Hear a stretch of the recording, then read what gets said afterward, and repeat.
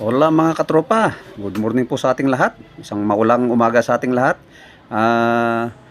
Meron lang akong kunting sharing sa inyo ngayong sa araw na to. At ito ay abangan nyo yung medyo mas mahabang explanation. Ito ay tungkol sa Animal Welfare Act.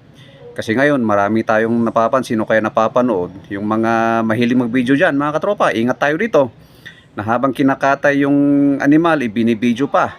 So, ayon dito sa Animal Welfare Act, ang pinagbabawal dito is yung abuse, maltreatment, cruelty, yung mga ganyang bagay sa isang animal. Hindi sa nagmumukhang animal. Okay? Animal po ang pinag-uusapan natin.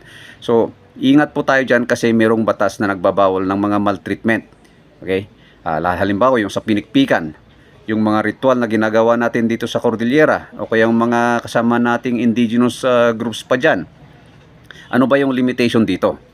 Okay, so antabayan po natin, basahin nating maigi yung batas at tingnan natin ano ba yung pwede nating gawin at ano yung mga hindi dapat.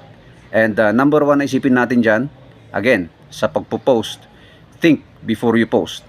Baka dyan tayo madali. Kasi maraming bawal na ngayon. Isa na rito ang amended version ng Animal Welfare Act. Okay, see you around.